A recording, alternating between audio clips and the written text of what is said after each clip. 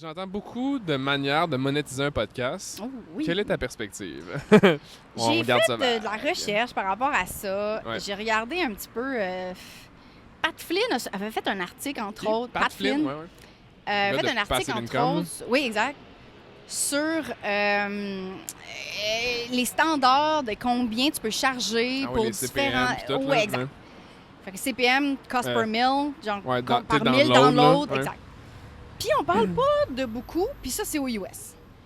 Ici, il n'y a pas de standard, il n'y a rien. Les podcasts, c'est tout nouveau.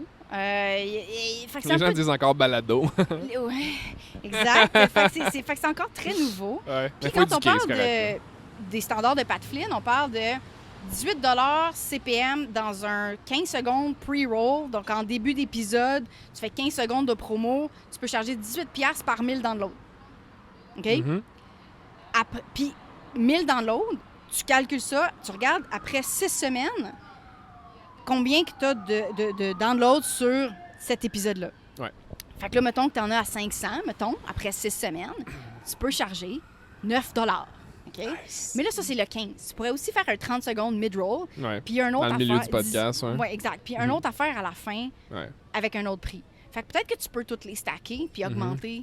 Ta t'sais. valeur d'un podcast Exact. pour le. Mais tu veux-tu spammer ton monde de ads quand il est sorti de l'univers de la radio pour plus avoir de ads? Ben, ça, c'est une chose. Ça, je suis curieux. Deux, mais, tu sais. mes épisodes sont 20 minutes. Ouais. Je passerais littéralement le tiers de mon épisode à faire de la promo. Fait que ça, je suis comme... Nyeh.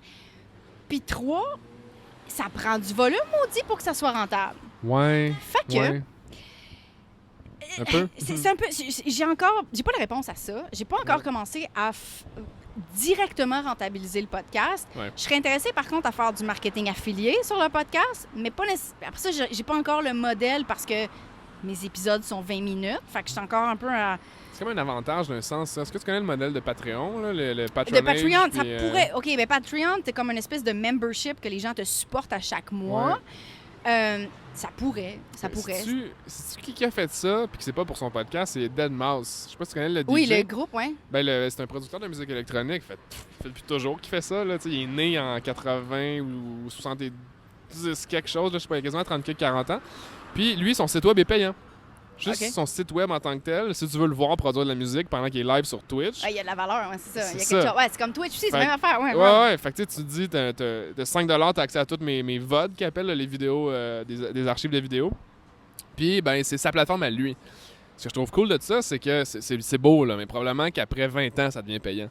Parce que, genre, là, t'es rendu avec la notoriété, le brand awareness et volume. tout, le volume, ouais. Puis là, de l'autre côté, j'écoutais, comme je te disais tantôt, j'écoutais Mike Ward souvent ces temps-ci parce que le monde n'arrêtait pas de m'en parler. Puis moi, les podcasts francophones, c'est pas que j'ai de la misère, c'est juste que j'ai l'impression que les conversations sont pas nécessairement au goût du jour, tu sais. OK. C'est pas pur jugement, là. 100% je juge, jugement. là, tu sais. On juge. Puis, mais là, j'ai commencé à écouter ça. Puis là, comme je te disais brièvement, tu sais, je me disais, hey, c'est vraiment drôle pour vrai. C'est comme des Québécoises qui disent la sauce. Je trouvais ça vraiment, tu sais, ça faisait du bien. Là. Tu sais, Ouais. je riais, puis c'est rare que je pars une grosse exclamation. Je suis Ouais. comme, ah! Ouais. C'est drôle, là, tu sais. Pour moi, c'est des jokes vraiment stupides, là. Tu sais, sont très, Les très meilleurs. stupides. Ah, Les ouais. meilleurs. Ah, ouais, c'est ça. Puis lui, il parlait qu'il utilisait beaucoup Patreon, tu sais, puis il a été sur le Joe Rogan podcast, là, le Joe Rogan Mike Ward? Experience. Ouais. Puis c'est là, parce que j'écoutais juste Joe Rogan au début, à un certain moment, mais alors on a mis avec ça aussi, quand t'es tout le temps en train d'écouter Joe Rogan. Ah, c'est-tu Joe Rogan que j'entends dans le salon en bas? Là, tu sais? Mais c'est parce que c'est intéressant, j'aime les conversations Ton vraiment BFF, variées. Tu sais. Ouais, c'est mon best friend. Il le sait pas encore, par exemple, là, mais ouais. Ça s'en vient. Ça s'en vient. Ouais. Puis, Mike Ward, il dit qu'il est vraiment fort sur Patreon. Tu sais, je pense qu'il fait pas tant d'argent avec ça, mais il parle souvent de la monétisation de son podcast. Il parle souvent que c'est comme pas faisable au Québec parce que toute la radio, ils se disent que genre, ben pourquoi qu'on te paierait pas puis que tu aurais les droits sur leur poste de radio à la place, tout ça. Puis, mais, il dit mes salles sont toujours pleines 3 mois d'avance. Ben, ça, OK. T'sais? Mais c'est la prochaine partie de ma réponse à ta question. C'est ça. C'est que Doit-il être j'ai parlé, monétisé, j'ai interviewé Marco Bernard récemment sur mon podcast, qui, lui, il a le podcast, l'Académie du podcast, c'est la OK. formation du même nom. Je vais le noter. Puis, il me disait, la première année que j'ai ouvert mon podcast, j'ai fait 56 000 avec. J'étais comme, wow, qu'est-ce que t'as fait? What? Tu fais de la magie, genre, what's up Ouais. with that, genre. Puis, ce qu'il me disait, c'est que tu crées tellement, justement, une relation plus proche avec le monde que t'écoutes. Ouais. Tu crées aussi, tu montes ton expertise, mais quand t'as un show, c'est pas pareil. Genre, c'est pas comme un blog. T'es comme un peu plus anonyme. Là, t'as comme une espèce de notoriété. T'es devant, là, tu sais, on est live, là. T'as comme une notoriété Pas qui live, est un mais... petit peu différente. Puis ça fait en sorte que ça rajoute cette expertise-là que les gens comme te trossent plus, I guess. Puis... créer une relation, là. Puis c'est ça. Fait que est-ce que t'es capable de vendre ton propre stock à travers une communauté très interactive, qui t'aime beaucoup, whatever. Fait que c'est un peu ça aussi, c'est que est-ce que, à la limite, au lieu de faire des pubs pour d'autres personnes, fais des pubs pour toi. C'est ça je me dis. Ton pre-roll là, de 15 secondes, si tu le fais à toi, puis que ton retour sur investissement, c'est pas 18$ par CPM, c'est genre 250 000 parce que, genre, ben, t'as fait des ventes. Tu as une échelle de valeur de produits qui s'achètent à plusieurs étapes de ton cycle de business et tout. Oui, exactement. C'est pas tout le monde qui pense de même si t'es un créateur. T'sais, souvent, le typique content creator, il pense pas à la business derrière. Oui, mais ça, c'est ma job. Typiquement. Mais c'est pour ça que c'est intéressant de jaser avec toi, parce que je vois beaucoup des YouTubers qui ont des millions d'abonnés, mais qui font pas d'argent. C'est insane. Oui, ben c'est un hobby.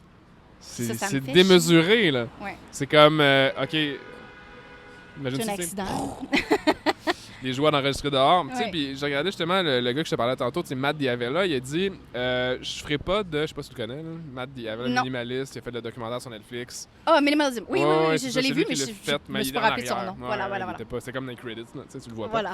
Voilà. Mais il a dit pendant 1 an ou 2 ans qu'il allait pas faire de pub sur son contenu. Okay. Il allait avoir une espèce de paywall sur Patreon puis tout ça, puis c'est impossible. Tu peux pas survivre, puis il y a, je pense, 2,6 millions d'abonnés en ce moment. C'est impossible de pas faire de pub? De faire d'argent, de pas faire de pub sur ton contenu, puis juste de dépendre d'une communauté, même avec un aussi gros volume que lui. Puis quand j'ai vu cette information-là, j'étais comme « Wow! » Ça veut dire que faudrait que tu aies une business qui finance ton podcast, d'un sens. Si tu veux pas faire de pub. C'est un peu ce que tu dis de monétiser ton expertise. C'est ça. Ouais. En tout cas, fait que, regarde, je suis pas pro non plus en podcast. J'ai mon podcast. Je fais quelque chose avec. Là, mais non, mais c'est intéressant parce que je me suis posé la même question. Genre, qu'est-ce que je fais avec ça? Pourquoi je continue? Parce que je commencerais. Beaucoup, mais oui, c'est ça. Je me suis posé la question. Genre, c'est-tu possible avec la pub, selon les standards? J'ai comme, Nya. Puis justement, dans l'article de Pat Flynn, il disait que moi, j'ai pas commencé avant de faire 500$ par épisode. Je suis comme, ou ça veut dire que genre tu fais un 15, tu fais un pre, mid, puis end for sure, puis que tu as assez de volume pour que ça soit rentable. Fait que, tu sais, si tu commences pas avec une audience grosse, une genre de gigoliste. Ouais. Ben, tu sais, après ça, à l'extrême, t'as Tim Ferriss, là. La plupart des gens le connaissent parce que c'est comme le numéro 1 podcast en business depuis toujours. Lui, il dit qu'il charge, genre, des contrats de 5, 6, 7, 8, 10, whatever épisodes de suite. Oui, c'est ce que j'ai lu aussi qui serait. Comme, genre, 65-80$ du CPM, genre, démesuré. Oui, mais à la limite, c'est quoi l'engagement? C'est quoi le retour sur investissement? C'est énorme. Il sold out tous les business. Ben, c'est ça. Oui, mais c'est pas un exemple quand il dit, moi, je fais ça de même, fait que fais ça de même. Non. C'est ça qui est poche un peu, tu sais. Fait que si tu t'arrêtes à ça, t'es comme, je vais charger ça, fait que je vais faire ce business-là. Là, tu rentres dans le. Je vais commencer le projet en pensant que ça va être facile. Mais tu sais, tu vois, il y a d'autres façons. Je me rappelle. Salut! Mon chum, à un moment donné, avait eu l'opportunité d'aller sur un gros podcast. Puis, en faisant une espèce de pré-entrevue, le gars était comme, mais là, genre, c'est quoi les conversions de ton cours qu'on va faire la promotion pendant? Là, t'es comme, le cours est quand même un peu nouveau, tu sais, ça c'est le prix, mais tu sais, il commence, fait que on n'a pas encore nécessairement toutes les stats.